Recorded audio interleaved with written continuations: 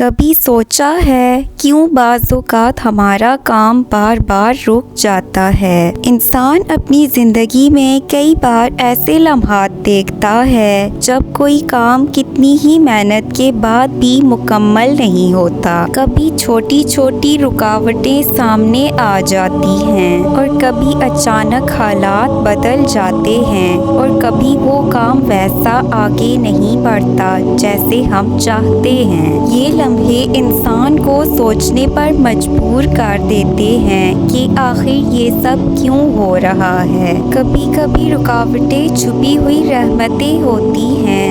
انسانی زندگی کا ہر لمحہ اللہ تعالیٰ کے حکم کے تابع ہے۔ جب ہم کوئی کام شروع کرتے ہیں اور وہ بار بار رکنے لگتا ہے تو اکثر ہم مایوس ہو جاتے ہیں۔ یہ سوچنے لگتے ہیں کہ شاید یہ ہماری بدقسمتی ہے۔ لیکن حقیقت یہ ہے کہ ایک مومن کی زندگی میں کچھ بھی بلا وجہ نہیں ہوتا۔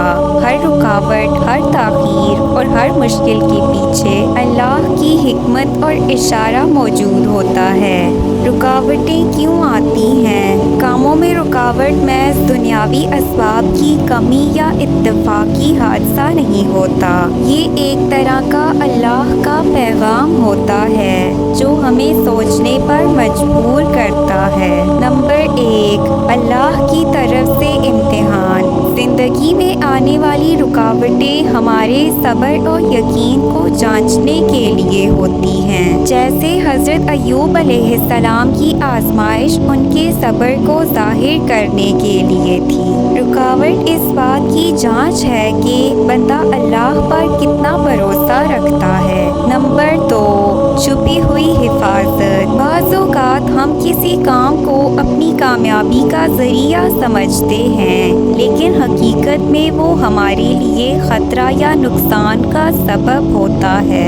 ایسے وقت میں اللہ تعالیٰ اس کام کو بار بار روک دیتا ہے تاکہ ہمیں بچا سکے۔ یہ اللہ کی رحمت ہے کہ وہ ہمیں وہاں جانے ہی نہیں دیتا جہاں ہلاکت چھپی ہوتی ہے۔ نمبر 3، اعمال بد اور گناہوں کا نتیجہ۔ قرآن و حدیث میں واضح کیا گیا ہے کہ گناہوں کی وجہ سے رزق میں تنگی اور زندگی میں مشکلات پیدا ہوتی ہیں۔ جھوٹ، بے ایمانی، والدین کی نافرمانی اور حرام ذرائع اختیار کرنا ایسے عوامل ہیں جو کاموں میں رکاوٹ بن جاتے ہیں۔ نمبر 4، اللہ کی یاد دہانی۔ انسان اکثر غفلت میں اللہ کو بھول جاتا ہے۔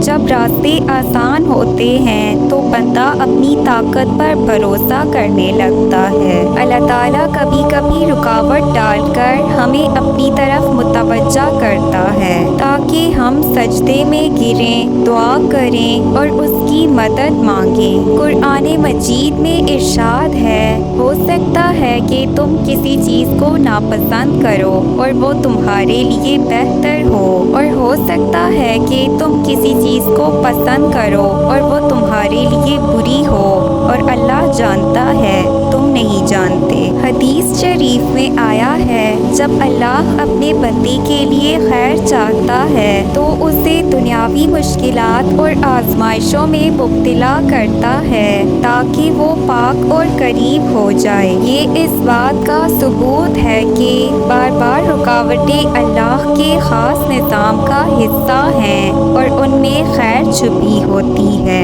رکاوٹوں سے نجات کے روحانی ذرائع۔ نمبر 1، نماز کی پابندی، 5 وقت نماز کو دل سے ادا کرنا۔ نمبر 2، کثرت سے استغفار۔ نبی صلی اللہ علیہ وآلہ وسلم نے فرمایا، جو استغفار کو لازم پکڑ لیتا ہے اللہ تعالیٰ اس کے لیے ہر تنگی سے نجات کا راستہ بنا دیتا ہے۔ نمبر 3، صدقہ دینا۔ صدقہ بلا کو ٹالتا ہے اور کاموں میں آسانی پیدا کرتا ہے۔ नंबर 4 सूरतुल फातिहा, सूरतुल इखलास, सूरतुल फलक और सूरह नास पढ़ना। ये पढ़कर अल्लाह की हिफाजत तलब करें। नंबर 5 दिल की नीयत दुरुस्त रखना। अगर काम का मकसद दुनियावी नुमाइश या गुरूर है तो रुकावटें बढ़ेंगी, लेकिन अगर मकसद नेक हो तो अल्लाह आसानी देगा। इन सब से ये जाहिर होता है कि बार बार रुकावट आना इस बात की अलामत है कि अल्लाह ताला अपने बंदे को कुछ सिखाना चाहता है या उसे किसी बड़े नुकसान से बचा रहा है। ये इंसान के लिए एक पैगाम है कि वो अपने आमाल दुरुस्त करे, अल्लाह पर भरोसा करे और सब्र के साथ आगे बढ़े।